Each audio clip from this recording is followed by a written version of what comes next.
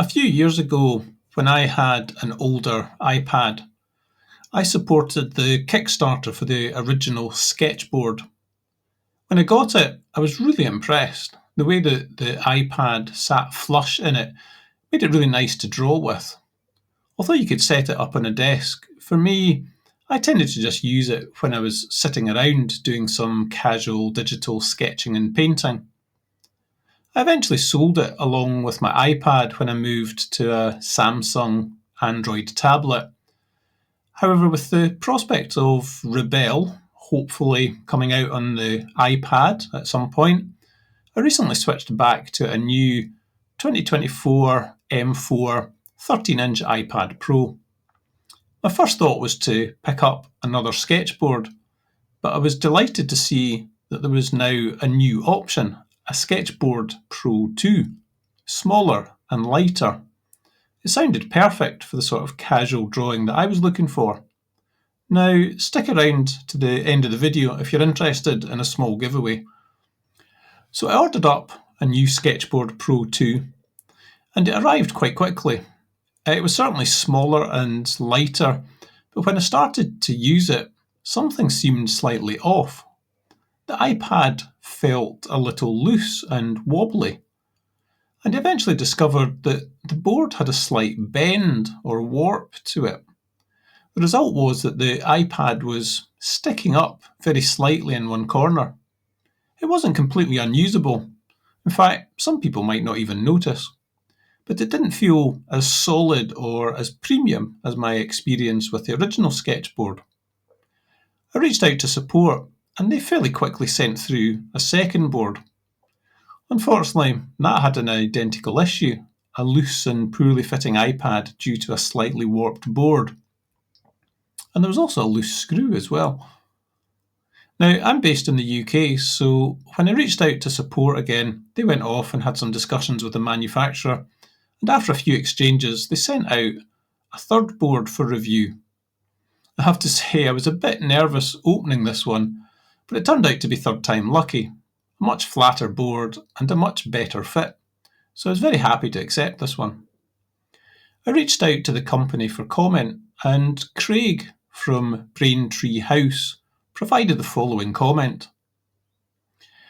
At Sketchboard Pro, we hope that every customer interaction is delightful.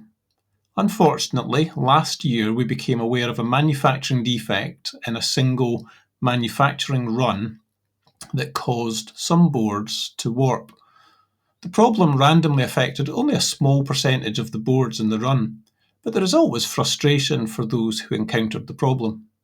We identified the root cause of the problem in the manufacturing process and have made the corrections, including a new QA process to catch that particular problem in the future. We guarantee our boards against defects, and we replace any defective board that gets into a customer's hands. I think that's a very fair statement, and it's consistent with my overall experience. I always say that you find out a lot more about a company when something goes wrong than you do when it goes right.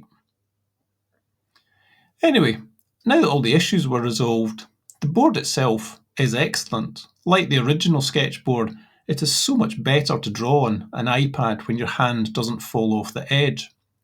And this board, being lighter and smaller, makes it a much better size for casual drawing. I've also been really impressed with the optional extra Vesa Mount. Now, you could certainly use it to mount the board if you want to use the iPad as a separate monitor, for example. However, I recently purchased a magnetic Kuxia adjustable stand with charging built in, which I would personally recommend for that use case. I have a studio setup video if you want to see more about it.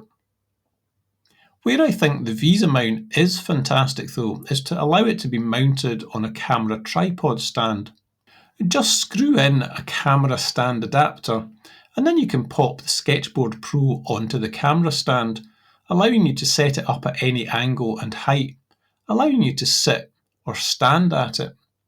This opens up all sorts of possibilities for taking it into a life drawing studio or even some plein air work outdoors. And the Vesa mount connects really firmly to the sketchboard. There's absolutely no wobble between the board and the Vesa Mount. But just be aware that the board may still move a little on the tripod, depending on how strong and sturdy your tripod is. But my experience so far has been pretty positive with it. So overall, would I recommend the Sketchboard Pro 2? Oh, yes, definitely. Although make sure you check that you get a good fit with the iPad and make use of the excellent support if you do have any issues. I'm really happy to have picked up a smaller and lighter Pro 2 version, and hopefully in the future, if we do finally get a version of Rebel for iPad, I can see myself making a lot of use of this. If you made it this far, then thanks for watching. I mentioned at the start about a small giveaway. As the company didn't want the first two boards returned, they suggested that I should donate them appropriately. So I'm going to give them away for free. Obviously, the boards are not perfect, but they are usable and they're available for free. They are specifically for a 12.9-inch 2024 M4 iPad Pro, and I'll even pay for the postage within the UK. So if you'd like one, here are the rules. Please comment on this video with "I would like a Sketchboard Pro, please." You must be a subscriber to the channel, so just hit that button if you haven't already. And you must live within the UK. Postage is free, but I'll only post to the UK to avoid any customs issues.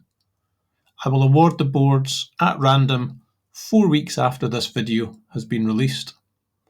And be aware that the boards are provided as is, and you won't have any warranty or support on them. And please don't leave any personal contact details in the comments below. I'll advise the winners how to get in touch. So if that is of interest and you would like one of the two free boards, then make sure you're subscribed and leave that comment, "I would like a Sketchboard Pro, please." Otherwise, thanks again for watching. Hope that was helpful and hope to see you again soon.